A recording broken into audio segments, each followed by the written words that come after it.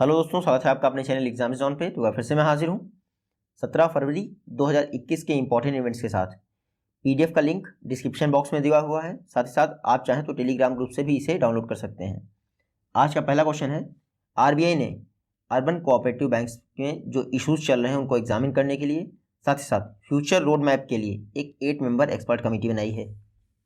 आपको बताना है इस 8 मेंबर एक्सपर्ट कमेटी के हेड कौन है। तो आरबीआई ने जो अर्बन कोऑपरेटिव बैंक्स से रिलेटेड 8 मेंबर कमेटी बनाई है उसके हेड हैं एनएस विश्वनाथन।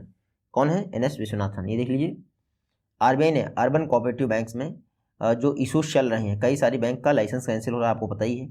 तो उन इशूज़ को एनालाइज करने के लिए, साथ साथ फ्यूचर रोड मैप बनाने के लिए एक 8 मेंबर कमेटी बनाई है। इसको हेड करेंगे एनएस विश्वनाथन। ये जो एनएस विश्वनाथन कमेटी है अर्बन कोऑपरेटिव बैंक्स पर, ये आरबीआई के पिछले 5 वर्षों का जो भी रेगुलेटरी मेजर्स रहे हैं उनकी रिपोर्ट देगी।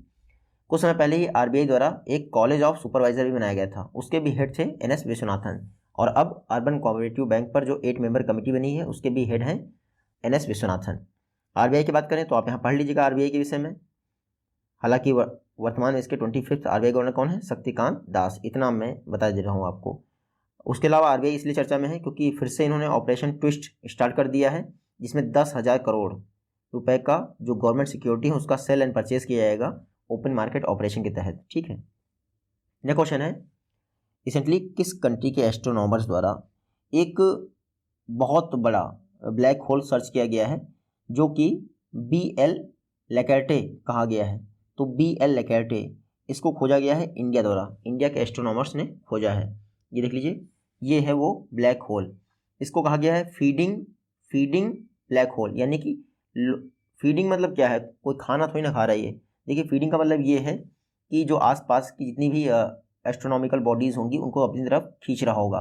क्योंकि आप लोग जानते हैं ब्लैक होल का जो ग्रेविटेशनल फोर्स होता है वो मैक्सिमम होता है।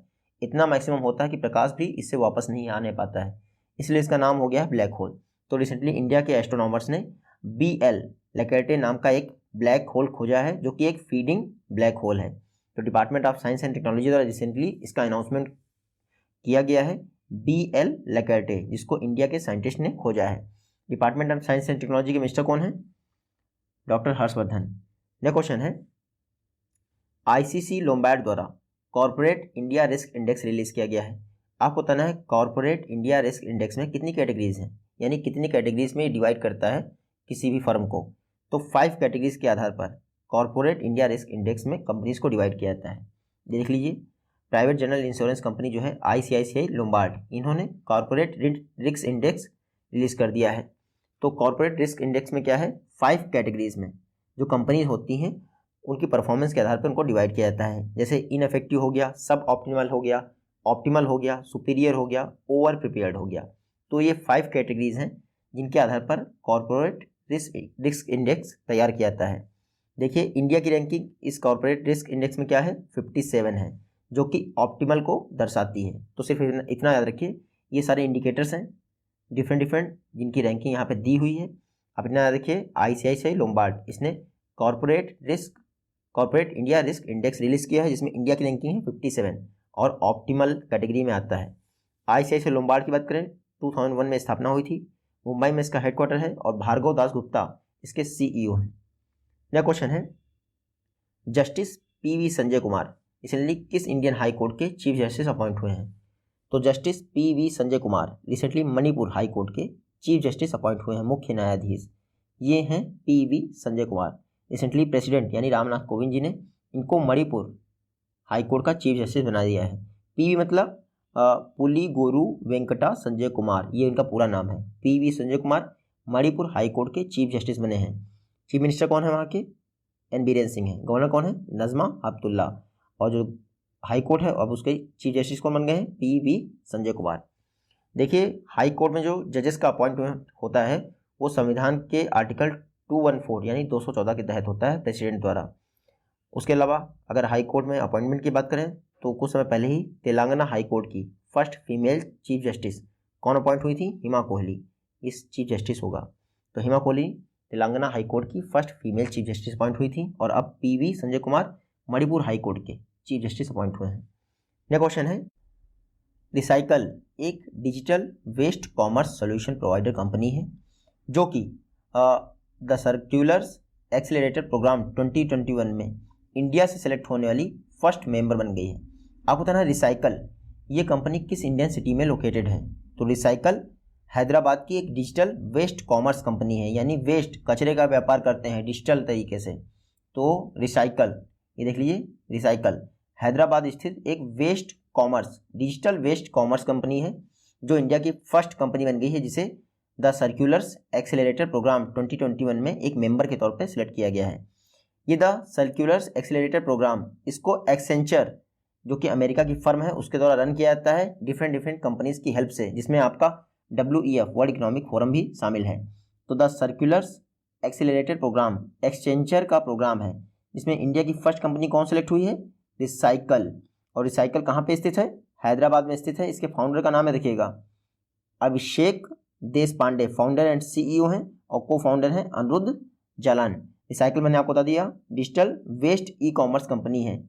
तो आप देख लीजिए कितनी बेहतरीन टेक्नोलॉजी है। नेक्स्ट क्वेश्चन ही, इंडिया जो है अस्त्र मार्क 2 मिसाइल को डेवलप कर रहा है। रिसेंटली इसको फाइटर एयरक्राफ्ट से टेस्ट किया गया है सक्सेसफुली। आपको बताना है इसकी रेंज क्या है। तो अस्त्र मार्क 2 मिसाइल, इसकी रेंज है 160 किलोमीटर, 160 किलोमीटर। ये देख लीजिए, इंडिया जो है अस्त्र मार्क 2 मिसाइल को डेवलप कर रहा है फाइटर एयरक्राफ्ट से। ये इनमीज को, यानी एनिमीज, शत्रु के जो प्लेन होते हैं उनको डिस्ट्रॉय कर सकता है। इसकी रेंज है 160 किलोमीटर। एरियल कॉम्बैट की बात करें अगर तो हवा से हवा में मार करने में सक्षम है अस्त्र, और 160 किलोमीटर इसकी रेंज है। ये जो है BVRAAM टेक्नोलॉजी पर आधारित है, यानी beyond visual range air to air missile. Beyond visual range इसलिए कहते हैं क्योंकि 160 किलोमीटर तक आपको दिखता तो है नहीं, लेकिन आप अपने रडार में देख के किसी भी प्लेन को हिट कर सकते हैं।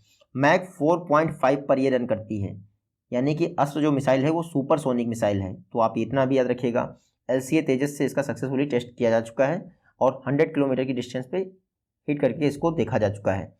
Beyond visual range air to air missile, देखिए US के पास है, रशिया के पास है, फ्रांस है, इजराइल के पास है, और इंडिया अगर इसको डेवलप कर लेता ढंग से तो ये इंडिया 5वीं कंट्री बन जाएगा जिसके पास beyond visual range air to air missile होगी।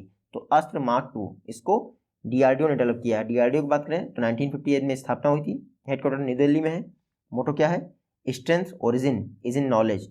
चेयरमैन कौन है, doctor G Satish Reddy. DRDO का नाम आया है तो कल आपको याद होगा मैंने अर्जुन मेन बैटल टैंक पढ़ा था, मार्क 1A, ये भी DRDO ने डेवलप किए हैं। इनको PM मोदी ने चेन्नई में समर्पित किया है, किसको, MM नरवणे जी को।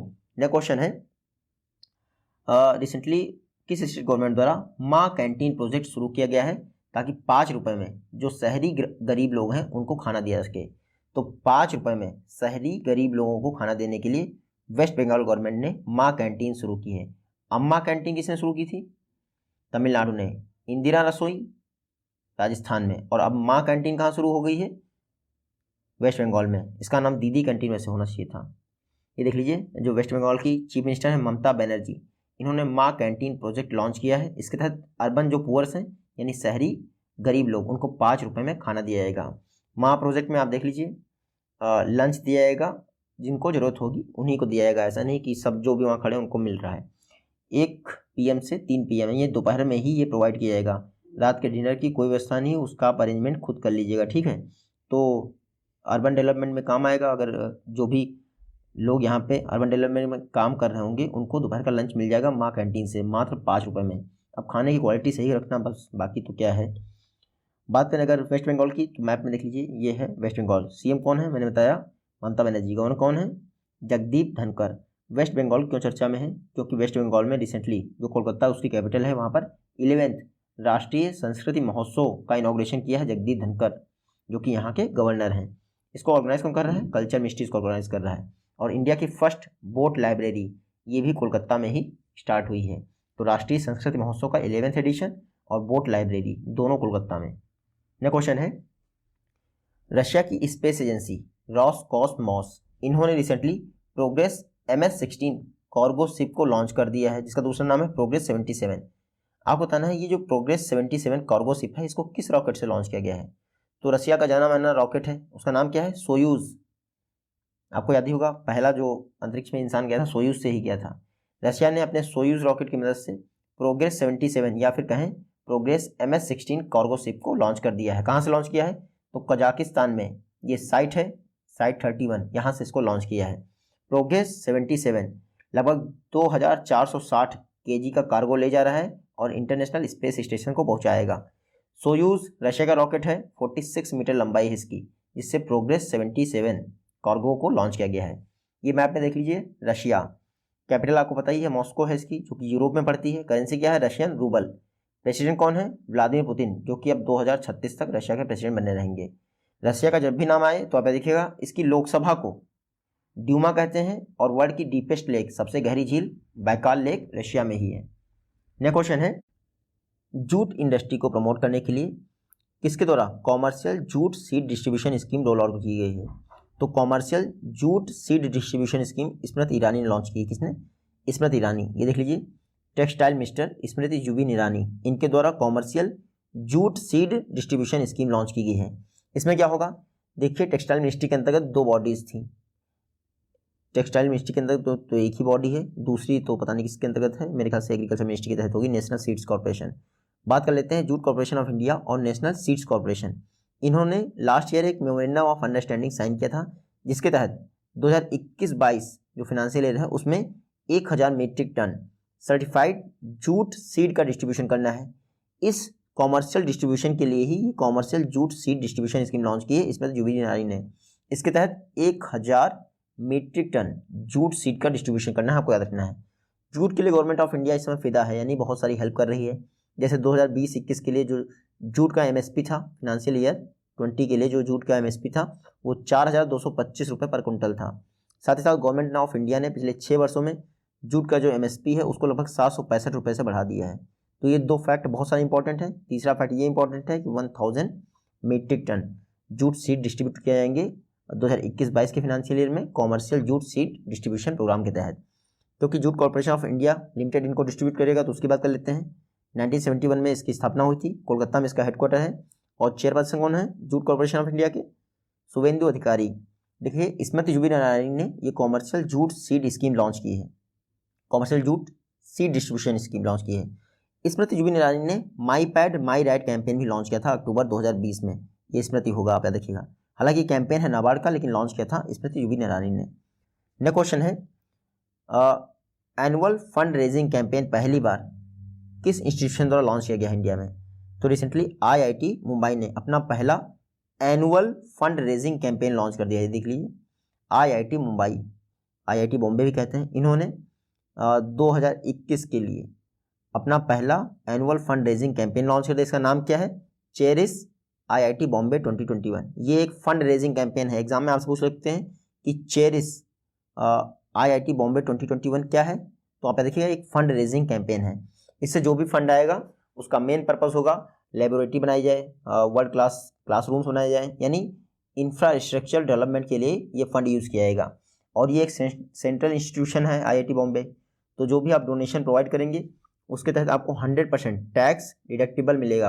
80G of income tax act 1960 में पास हुआ था ना इनकम टैक्स एक्ट, तो 80G के तहत। नेक्स्ट क्वेश्चन है, साउथ कोल बर्थ के फाउंडेशन स्टोन के साथ साथ केरल के कोची में कई सारे प्रोजेक्ट देश को किसके द्वारा समर्पित किए गए हैं?